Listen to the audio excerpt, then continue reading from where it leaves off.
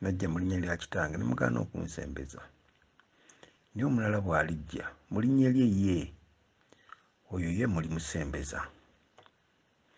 Naye twagala okulaba ani ono Yesu gwe yali ayogerako. Mu mwaka ogwa AD 7 Abayudaaya nga bamalidde ddala okugaanira Yesu, ekibuga kyakubibwa era ne basaasaana ne bagobebwa mu Yerusaalemi. Naye mwasigalamu abatonotono, era awo awali yeekaalu bajjanga ne basinzizaawo, nti era nga basaba nnyo olutalo nga lumaze okubaawo. Lwali lw'amaanyi nnyo, Abaloma baabakuba. Jjukira baali baagamba nti omusango gutuweereko n'abaana baffe, nga bakomera Mukama waffe Yesu. Ne babasala, Abaloma baabasala, omusaayi ne gutiiriika mu Yerusaalemi ne guba ng'emivulejje, ne guba ng'omufulejje ogutwala mukoka. Ne basaasaanira amawanga agaaliwo, naye abalala baasigalawo ne babeera nga beegayirira nnyo Mukama. Bajjanga awo wali yeekaalu nga beegayirira Mukama asaasira eggwanga lyaffe, olizeewo. Naye ng'ate jjukira Mukama waffe yabagamba nti ennyumba yammwe balekeddwa kifulukwa kubanga nze muŋŋaanyi. So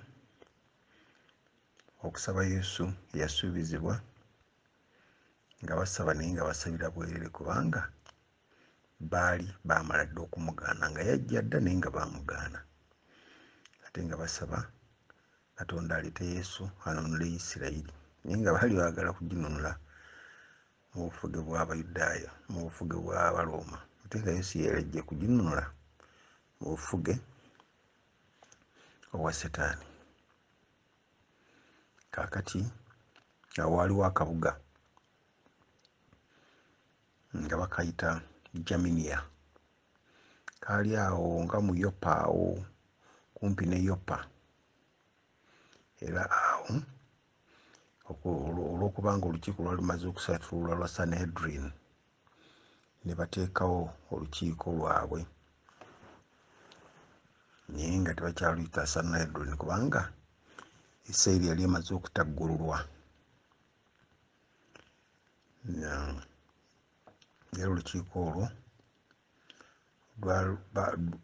lwakulirwanga Omufalisaayo eyitibwanga Johanan ben Zakkaali.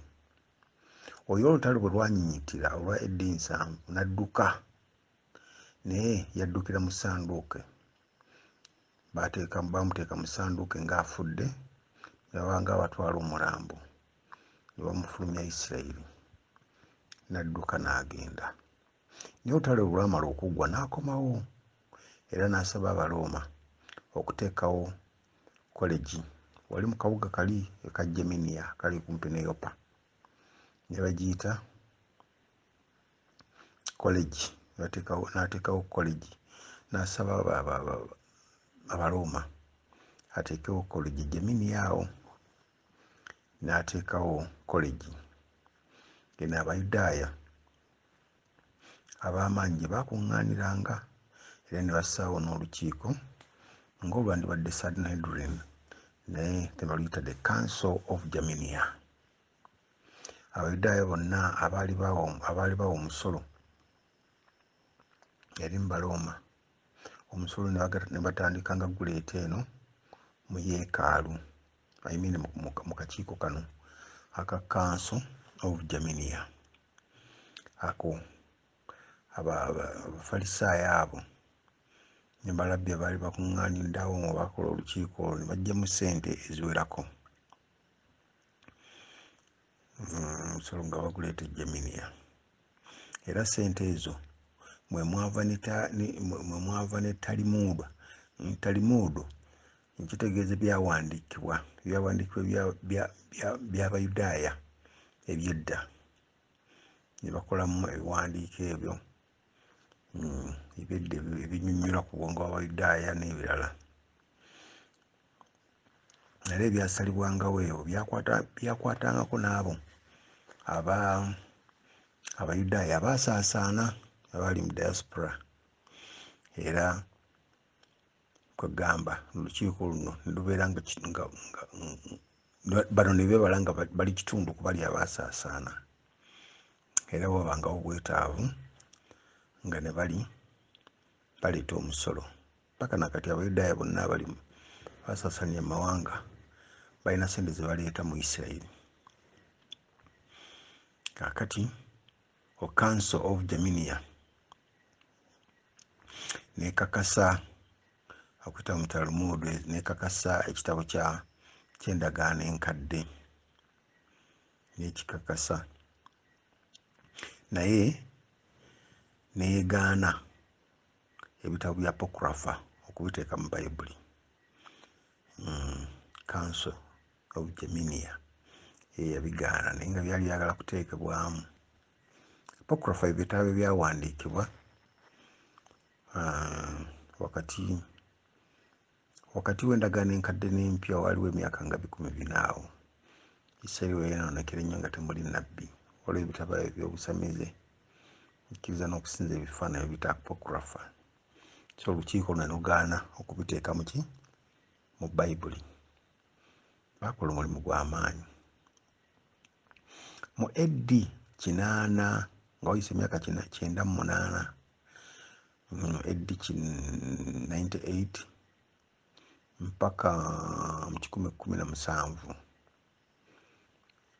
Abayudaaya bagenda okulaba nga banyigirizibwa nnyo Abaroma, ne bagezaako okwekalakaasa olw'okunyigirizibwa okwo kwe baalinanga, kwe baabakolanga. Era Isirayiri ebiseera ebyo ng'etwalibwa emperor gwe bayitanga Trajan. So olw'okwekalakaasa kwabwe okwo nga bagezaako okwetakuluza ku Baroma, Abaroma ne bakuba bubi nnyo, naye battamu Abayisirayiri bangi, ne bakkakkana ebikwekalakaasa ne babivaako. Olaba Yesu yajja atereze eggwanga lyabwe ne bamugaana, era tebagezaako kwegamba okukola nga tebalina maanyi ga Katonda. Ebiseera ebisinga obungi bwe tugaana Katonda, bwe tugaana amazima ga Katonda, tuba tetulina buyinza ku bulimba obuyinza okutulumba bututwala oluseero, naye kyokka ekiyinza okutukuuma eri obulimba obwo buleme okututwala kwe kukkiriza amazima ga Katonda. Bano baagaana Yesu ne bagaana by'agamba, kati ate bagezaako okwerwanako naye baali tebasobola, kubanga amaanyi ag'obulimba gaali g'amaanyi nnyo okusinga bo. N'olwekyo okwekalakaasa kwabwe kwali tekuyamba n'okulwanako kwabwe nga tebalina maanyi ga Katonda, nga bagaana omwana waabwe, nga bagaana omwana wa Katonda. Trajan, wansi w'obufuzi bwa Trajan n'abakuba bubi nnyo. Trajan oyo bwe yavaawo ne waddawo emperor omulala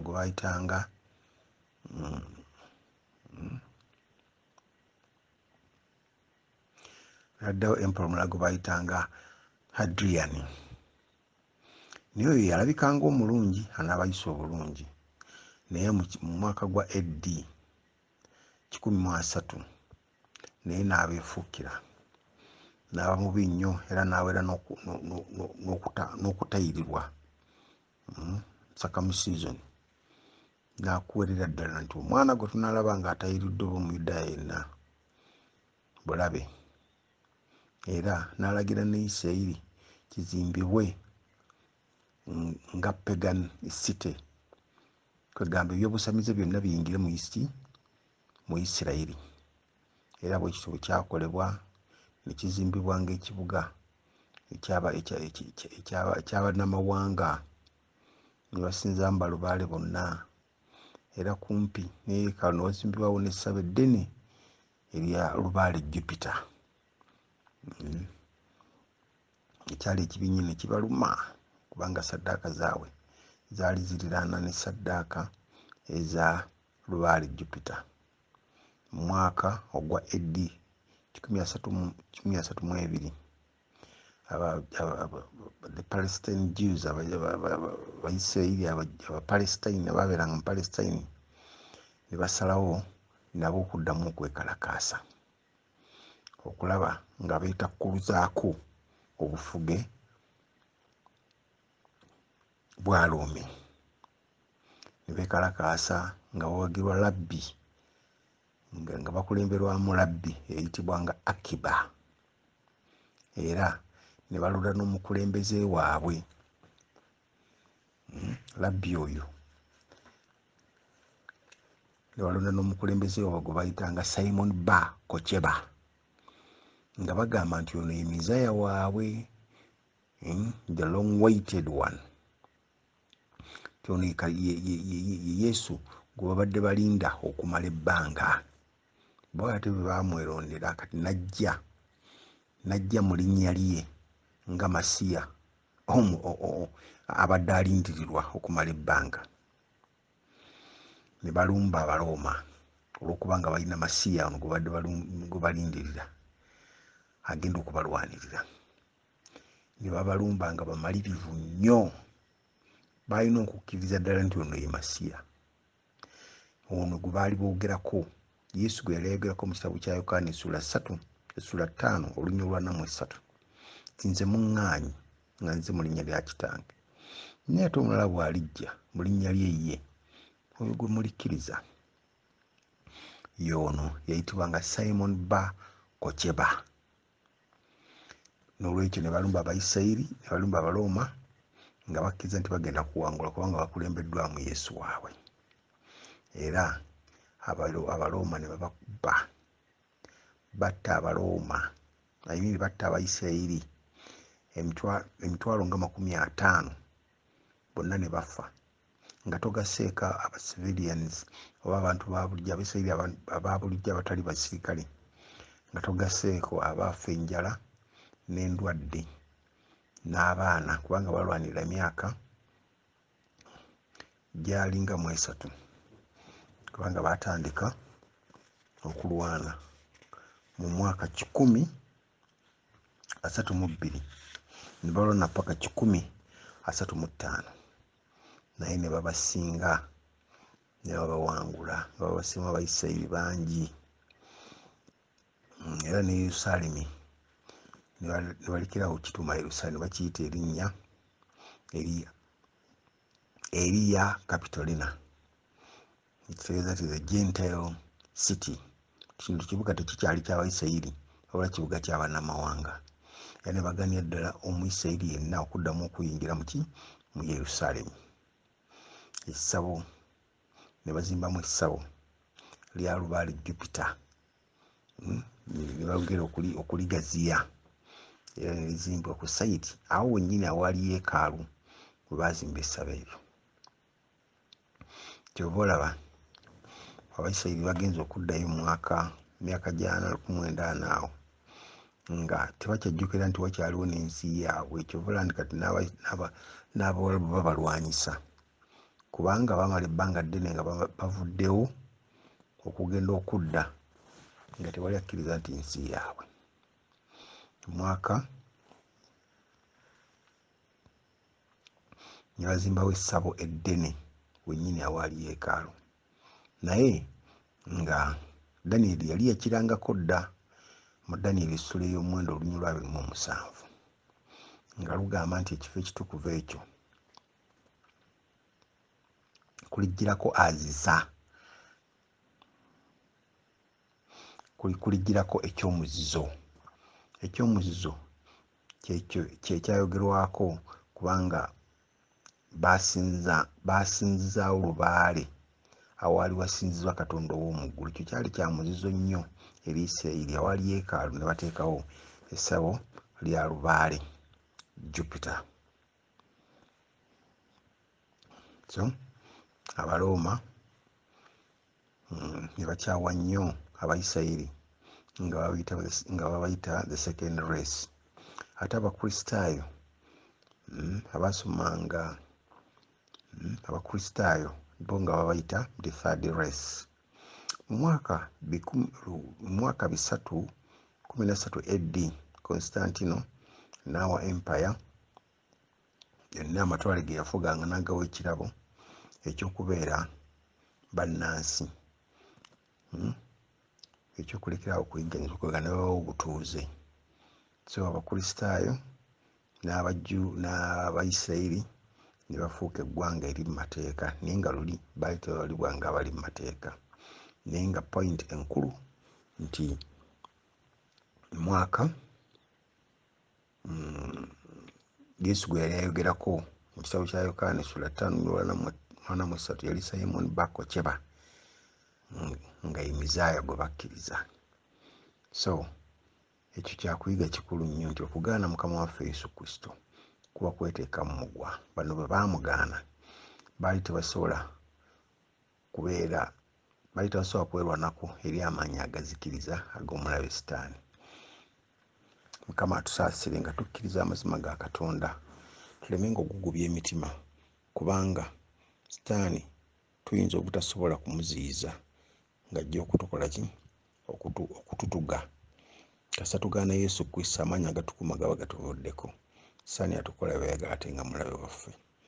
Mukama awe omukisa. Katonda waffe tukwebaza kubanga otuyigiriza, engeri okutuyigiriza nga ku bwa Yesu Kristo Mukama waffe.